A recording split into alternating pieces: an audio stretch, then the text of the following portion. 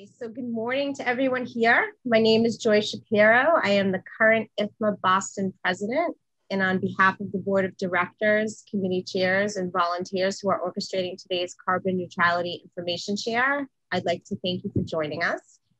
There are three groups that keep this chapter going year after year: our members, our volunteer leaders, and our corporate partners. As a volunteer for a nonprofit organization with a very specific mission, we couldn't continue to provide programs like this, networking and educational opportunities or career resources without each of these groups pitching in. So for those of you here this morning who check one, some, or all of these boxes, I personally thank you. For those of you who'd like to get more involved or gain greater brand awareness for your company through this organization, I'd love to talk. Send me a private chat during the program or send me an email after. I will add my email to the chat this morning. For our members in the room, welcome. We wanted to let you know that, forget that. For our non-members in the room, welcome. We wanted to let you know that you will be receiving an email this morning regarding our ongoing offer for membership. Within the next week, if you join, you will receive a $25 gift card. Just email the membership confirmation to the office and we'll send that out. As always, we also want to thank our very dedicated and supportive annual partners with whom we thank for allowing us the ability to provide all of our regular programming free to all of our members. Now, let's get started. I'm going to turn this over to today's think tank moderator, Craig Lazat of MassWorks. He's going to facilitate today's discussion. The think tank is a mastermind behind all of our FM-rich content. So look to them if you have any ideas for the future programming. They will now start with a quick breakout session before our panel.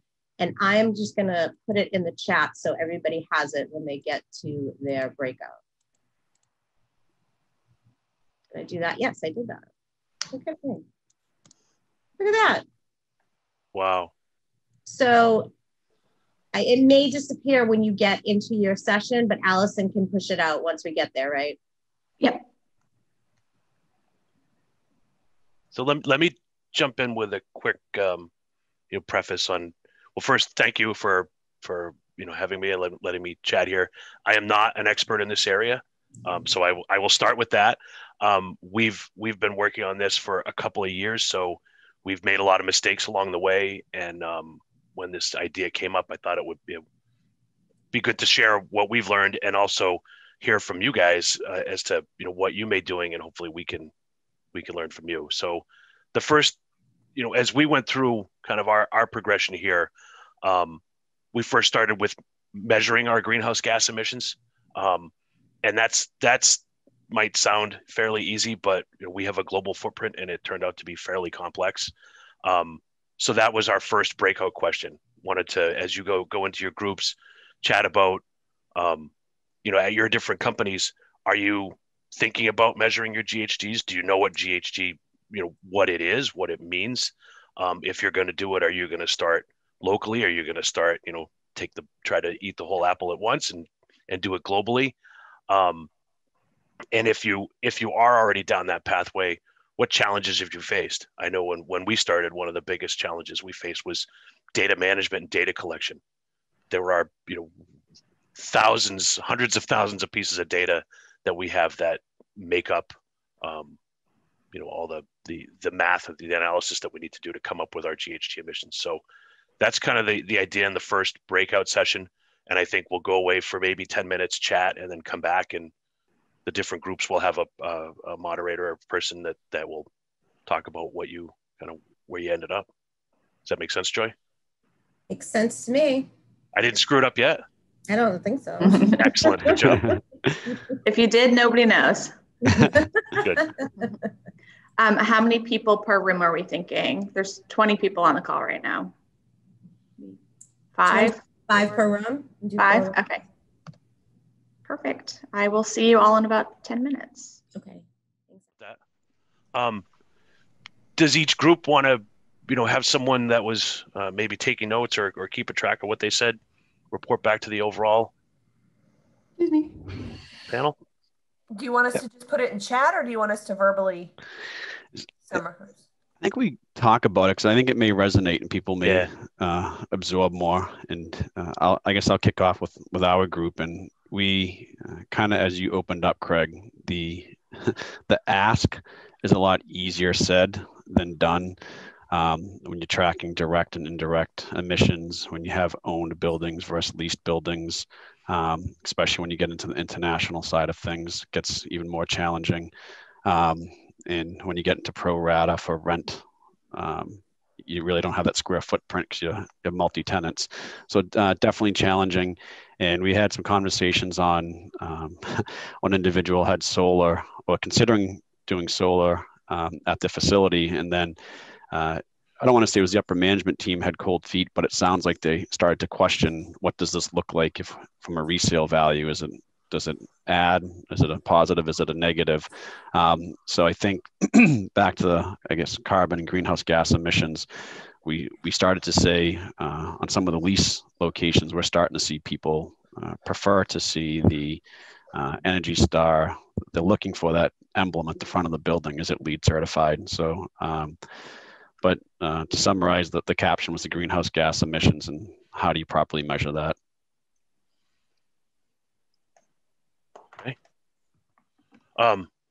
Let me jump in. I took some notes on our team or our group. So we had a variety of different levels of engagement or activity on this. One of the folks in our group said that they had a sustainability director. They had previously had a director and had a plan that was maybe a decade or so old, but hadn't been updated yet. And need to, I think what she said is, geez, I'm worried that it's all going to hit and come crashing down on me soon. And then one of the other members was from Liberty, and one of the other folks was didn't have anything formal, but trying to be efficient and trying to do what they can. And I think that for us, that's how it started. We were trying to be efficient. We installed a lot. We own a lot of our facilities. And we had installed solar and renewable energy here. And then, it just taking baby steps beyond that, like, okay, what does that mean? And what do our emissions look like? And if we wanted to mitigate our emissions, how do we do that? But I think, so we were kind of all over the place with our group.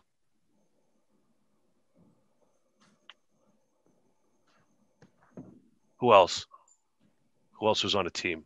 Or breakout? I was on group 5, and I can kind of speak to that. So just kind of talking around, a lot of us didn't actually kind of currently track our emissions, and we kind of talked about why that's difficult. I can speak for myself here. I work for Commonwealth Builders, a construction management firm out in Waltham. And it's a bit difficult just because it can be so complex. Looking just at the scope 1, 2, and 3, I imagine a lot with facility management, it's kind of similar. There's just so many different kind of pieces and working parts, and kind of what are you kind of responsible for? And in construction, that kind of can be even more difficult just because where do we start kind of tracking them? Is it the beginning of the project? And when do we stop tracking them? Is it when we hand over the keys? Is it when we hand over the warranty? Things like that. But we did also discuss that there's a lot of different softwares coming out, which can be kind of very attractive because they're starting to be very focused on different industries and kind of be exact what you need, whether it be, for me, kind of construction, whether it be there was urban forestry as well, or there's something like retail. So there's a lot of hope, and I'm really hoping to start jumping into it. But right now, there just seems to be a lot of kind of jargon and a lot of difficulty sometimes knowing where the scope starts and where the scope ends. What softwares? I would love to know more about that. What I've been looking into construction-based. There's a lot in construction management. There's a lot of different construction management softwares, and I'm finding that to get kind of its own software is very difficult. So finding a lot that integrate. I use something called Procore with my company, and I've been looking into something called Green Badger, which not only takes and looks at a lot of the green building requirements that kind of goes into it, but also looking at different construction activities and having very kind of stringently looked at emissions, whether it be kind of site work, whether it be just kind of regular work, job site trailers, things like that, average energy use, and kind of quantifying that so I don't have to brute force and have an Excel spreadsheet and just try to look up and get a number that isn't really, I could report it out, but there's not much backup because I'm doing a lot of guesswork. So finding these softwares that really kind of both focus in on exactly what I'm looking to do is something that I think I found, but I'd love to continue to look for it just because, like I said, I don't want to report something out and have corporate kind of take it and report that out. And then someone come back to me and be like, can you exactly prove this? And be like, no, I made 15 different guesses 20 times kind of thing. I believe they're called estimates. Yeah. All right. Who else was in a group that wants to I was in a group number 2. There was only 3 of us in the group, but the 3 of us didn't currently have a GHG measuring system in place. We talked about, other ways that we're being sustainable, such as LED lighting, low flow toilets, composting, recycling. Our recycling company provides reports every year about how much we've saved in how many trees we've saved, what our carbon footprint reduction has been, and so forth like that. And that's for the company that I work for. We have 8 offices throughout the US and 1 in Europe. But in terms of an actual formalized GHG measuring program, we don't currently, and none of us actually had anything in place for that, but we're really curious to hear how it works, Craig. Like I said, I don't want to pretend to be the expert. Okay. And was there one last group? I think we had five groups. There was actually only 4. Oh, okay. So I know I joined late. We have extensive with Marriott. So we use a platform called Mesh through Schneider. And we've backed our data back to 2016 as our benchmark. And we report out our carbon footprint annually. We have a 30% reduction, but it's how do you offset it, right? Currently, I'm working on our fugitive emissions plan, standard 2.7, and we have to reduce that by 6%. A part of this 30%.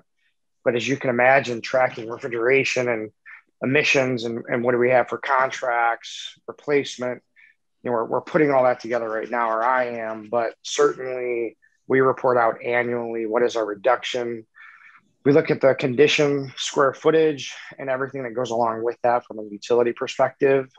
But we certainly track every one of our buildings in that same realm. But it's Schneider that we've partnered with, and we've developed our own platform called Mesh. But that's just an acronym that we use.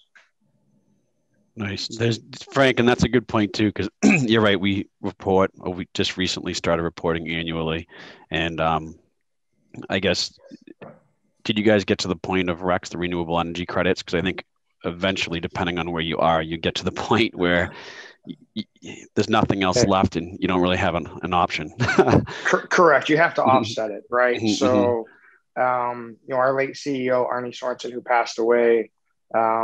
Marianne, who is no longer with us either, she left to go to Highgate, but we did a solar deal where we're going to implement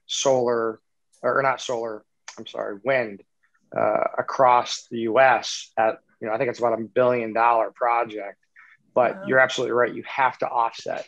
You can't become a carbon neutral facility ever. You're going to have to offset what you're emitting. And you're going to have to go into renewable energies and start to offset these through other resources. You're not going to be able to do it on your own.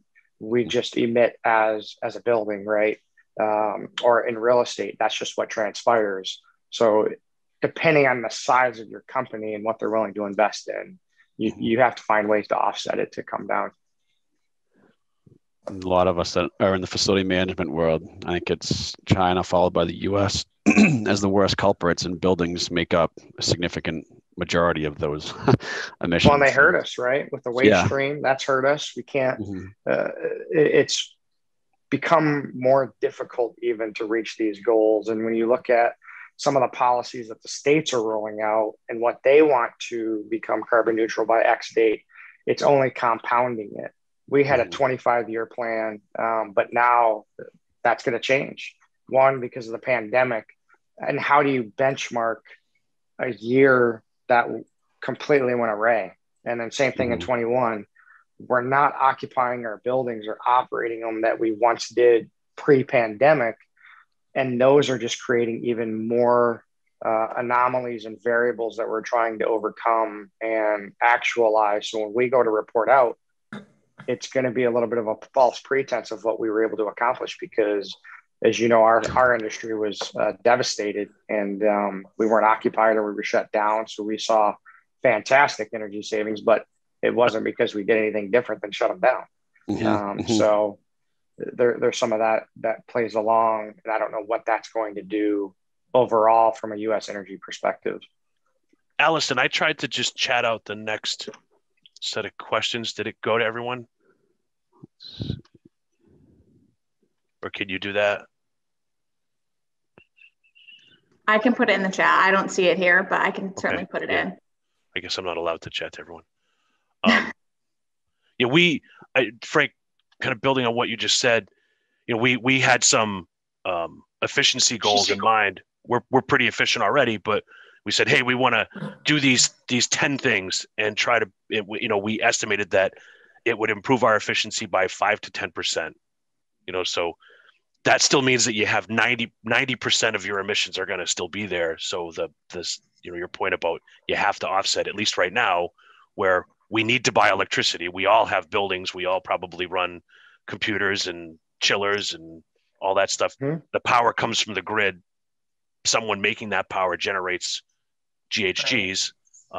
So we have to delve into that world of offsets. So that was the next kind of discussion, and hopefully this still makes sense. I mean, with what I've heard, not many folks here have specific plans. And if you don't have specific plans, you may not have gotten into the world of offsets yet, but let's do another breakout group. Folks can talk about this and then we can come back. But basically, from our experience, we decided to measure our emissions, and then we decided to set some goals, internal goals. And then once you set those goals, you have to figure out, okay, how do I meet them? And you can only get so efficient. So we've delved into the world of offsets. There's a bunch of different ways you can do it, but why don't we, the next set of questions are up. So it's do you have specific goals for GHG emissions reductions? Is it local or across your footprint? So we have our 2 corporate headquarters are here in Massachusetts, but we've got 35 offices around the world. It was far easier to deal with corporate headquarters here versus something in India or something in Britain, just because everything's different, right? When you think about your goals, folks have talked a lot about becoming carbon neutral. We're starting to talk about becoming carbon negative. Microsoft made a big announcement last year where they want to, by I believe 2050, offset all of the emissions that they and their products have ever resulted in. That's correct. Yeah, all the way to the beginning of time. Yeah. So that's pretty cool. And then if you guys are, if you have a plan, what's your timeline, and how did you build that? And then, why? I know our goal is the push from us is, internal, but is it stakeholders? Is it students? Is it your customers? So maybe let's just do another, 10 minutes talking about that and then come back as a group. I'll back in, Allison. I hope everyone gets a chance to talk to Frank, because he's got a lot back. of great information. Frank's is always a just fountain of amazing knowledge. I was just going to ask him. I was in Frank's room and I was dazzled. You had talked about something that I didn't even think of that my company does because we're so small, but we do have 2 charging stations here because we have 2 people that drive Teslas. And you had mentioned you may be implementing those. Will those stations do reporting for you? Yes. They will. Okay. So they'll all be tied together and they'll do an actual report. Wow. Yeah, that's our overall plan. I mean, we're probably 90 days before implementing and maybe 60 or 6 months before full deployment. And What I mean by that is we go through the RFP process, we put it out to bid to who we would like, but there's a bunch of constraints around it that we're working towards, but reporting is certainly number one. And the other component, so I was talking about Schneider and Mesh, and yes, we certainly have goals, but we have goals for every single item across what we call a Serve 360 plan. But when you look at how do we benchmark each other, and we're going to revise that in 2050, I believe, is our next pipeline of numbers. But everything that we do, we have to roll up a report. More importantly, we do what's called an SRO tracker, and every property has to fill out this questionnaire on what they're doing at their facility. And we utilize that in our sales conversations. So if they're using products that we have mandated from an Avendra program, so they're chemicals that are eco-friendly, they have to report that, right? If they are using certain energy that they're purchasing, right? So we have an individual that buys and procures all of our energy across the US. Yet if they are buying sustainable energy, a part of that contract or a part of that RFP, that helps us offset. So a lot of those individuals have that capability that, yeah, you might have to pay a little bit more, but those are the things that we're going to have to do to make it happen. But no, we've certainly got a lot in the works right now. Absolutely. So Frank and Joy, the group that you were in, beyond that, how many of you guys, or were you guys looking at? It sounds like Marriott's looking globally. Yes. What was the rest of the team? What was the rest of your group? Are people just locally looking at their emissions globally? I was in that group. We're looking across the U.S. first, and we'd like to dab into the international. We're just, it's again messy between the owned versus leased buildings. So we're definitely trying to capture the U.S. before we get into just another. I don't want to say bee's nest, but opening up another can of worms on the international, depending on where you're located. Yeah. And what was your timeline? They're saying 2030 right now. I haven't fully seen the entire plan yet, but that's what I'm hearing internally from our sustainability team. Okay. All right. What about another group? Who else wants to jump in? I can jump in. We talked a lot about how, I think the folks on my end, and anyone correct me if I'm wrong, it focuses on really initiatives, except for Rob, whose folks are very aggressive because it's not about carbon per person, it's just carbon in general, and like that reduction just because of the way their company focuses on it. But for like Colby and I think Colby, you were saying too, really, it's a focus on what initiatives can be implemented and when, and who's working through that. Okay.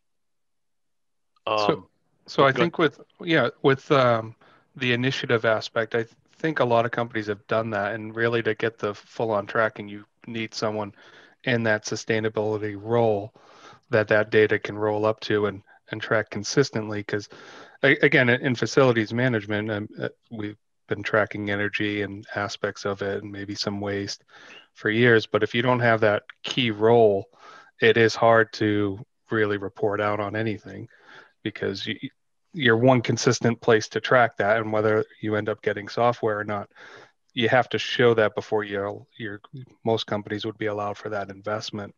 So it's again, we're all trying to do the right thing, but in order to get that report out, you need an investment with human capital as well as getting into the reporting side. That's a good point, Steve, because you're right. From a facility standpoint, we can give you all the therm usage, the kilowatt hours, but then from the sustainability reporting, it gets into like the kilograms, or it gets into the emission factor, and I know enough to be dangerous, but I refer to the sustainability folks for them to do all those conversions, to do the full kind of site impact, or however you want to phrase it. But you're right, it gets into another layer of information and data and details that you need to provide. Andrew, the comment that you made about the difference between owned property and leased property, when we kind of stepped from Natick, which we own, to globally, even other properties in the U.S., it's far harder to get the data that you need. And then once you get the first tranche of it, it's hard to get that on a regular basis, because as you start to do this reporting, it needs to be regular, and you need to have a cadence, and you need to gain. What I found is once you gain some momentum, it's easier, but getting that momentum going was hard. No, you're spot on. The person who was the liaison with sustainability, I know she used to ping me, and she said, so it was the conversation on leased locations, and we were able to agree to disagree because she wanted the data that we had for owned buildings. And I said, well, is it multi-tenant? What is it? Yep, they share a floor.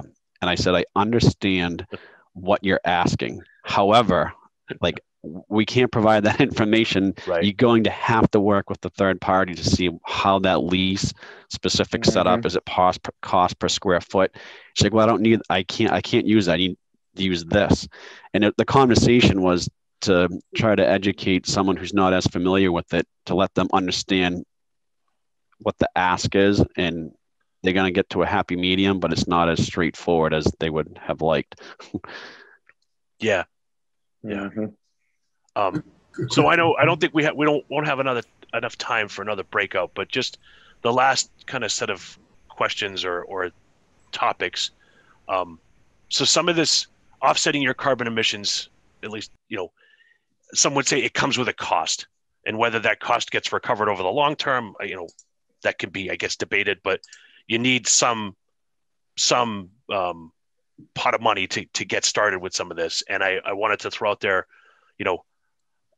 going back to what Microsoft said, when Microsoft announced that they're going to become carbon negative, it sounds like they created an internal tax on their products. So internally, every time they ship a piece of software, they take a little bit of that and they put it into a fund, and then they use that fund to go build the projects that they're going to build or do the things that they're going to do to help them become carbon negative. Have other people begun to think about this or talk about this, internal taxes or internal funds, or somehow looking at the products that you sell and taking a piece of that and putting it aside for carbon offsets? At a high level, I know it gets into the insurance, but they look at the underwriting kind of responsibilities. So we call it ESG, or environmental social governance. And that would be kind of on the S and the G, the social and the governance part of trying to be compliant. And it gets to the vendors or suppliers and partnerships that we work with. So not to say cradle to the grave, but what are our suppliers doing that could help from a sustainability standpoint? So I guess it kind of indirectly answers your question, but we are having those conversations now. So Andrew, there's also a lot of low-hanging fruit or like projects that are in the pipeline that need to get done.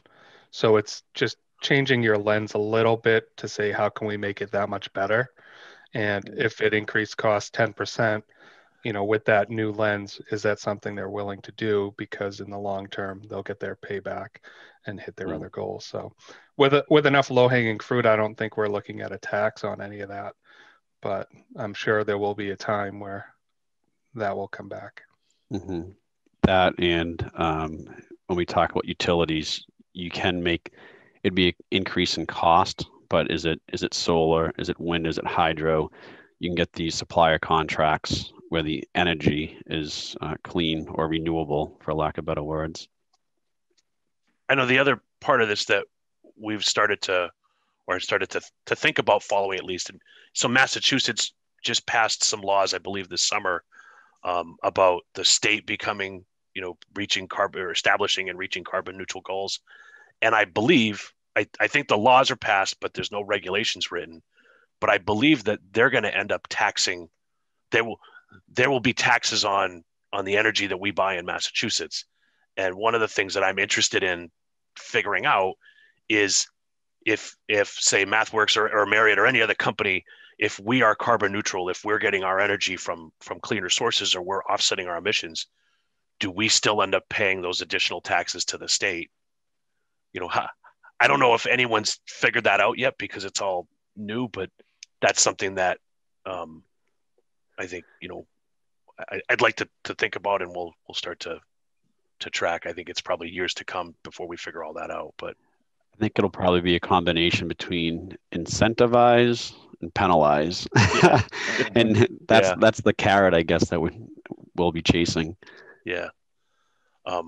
There's an interesting, if anyone is interested in the Mass law, there was a pretty good article at a high level about it. I'll put it in the chat, or a copy of the link in the chat.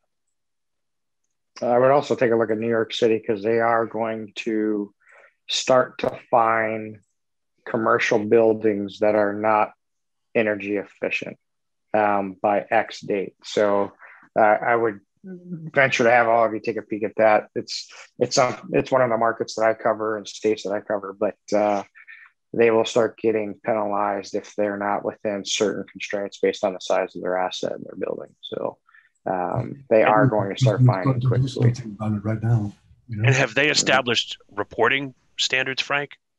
So every building has to report in? Correct. It's almost as the grading system for commercial buildings that happened in New York City maybe 5 years ago. It's along the same line. So they're going to start to utilize that component, or the grading of their building and how they perform. Wow. Yeah, so that's called Local Law 97. And the city of Boston has a similar reporting requirement through Birdo. The fines are just not as substantial in Boston right now. Local Law 97 has a really hefty fine attached to those non-compliance. That's a good point. We didn't even talk about Birdo, source registration, tier 2 reporting, which is just part of the requirements for facilities. And then we add the sustainability piece in. It's kind of using the Energy Star portfolio, but it's kind of you pretty much using the same data, but it's kind of tailored to the specific needs of what the ask is. Yeah. Well, okay. Well, it looks like we're about out of time. I don't know if did anyone have were there general questions that folks came here that we didn't talk about or want to throw out to the group? I would only suggest that we do a second session of this, because it's very important, right? How do we even bring more tools and resources to the table, I think, for everybody, because we're all going through it, and there needs to be a plan of action if we're not using it right now. And simple to state is, how are we doing utility tracking? I mean, I can tell you what we do and how we look at it. I can see every one of my buildings right now for the past X years, or last month's utilities, their bills. It's held in one particular source, but you've got to be able to buy those tools and resources and partner with those companies to really give you a game plan of where we need to head as an industry and really as a state, to be ahead of the game. I think Rhode Island and Mass is, right? We have California. There's a lot of incentives out there, but find the incentives, find the surveys that people will come and do for your property at no charge. You got to think outside the box on how to get things funded, right? With ownership groups, or who the tenants are based on what sector you're in. But I think we should do another session, Andrew. Nice. No, it's good information. Thanks, Frank. And Frank just volunteered to lead it. I think it's just this too. Definitely like the round tables, and it's awesome. You can see everything. You can't manage what you can't measure, so that's awesome. All right, coming down the pipeline for sure. Thanks, guys. Thank you all. Thanks, guys. Thank you. Bye. Quick announcements, but I guess I won't make them. Forget it. Everybody's laughed. But thank you, Craig, for facilitating the discussion. We have a live FM Forward podcast program next week. A Thought Leaders in-person roundtable in June, and then June 15th is our Boston Golf Tournament. It's now open for registration, and we're doing it live without restrictions. We hope to see you there, and have a great rest of the day, guys. Thank you. Awesome. Thank you.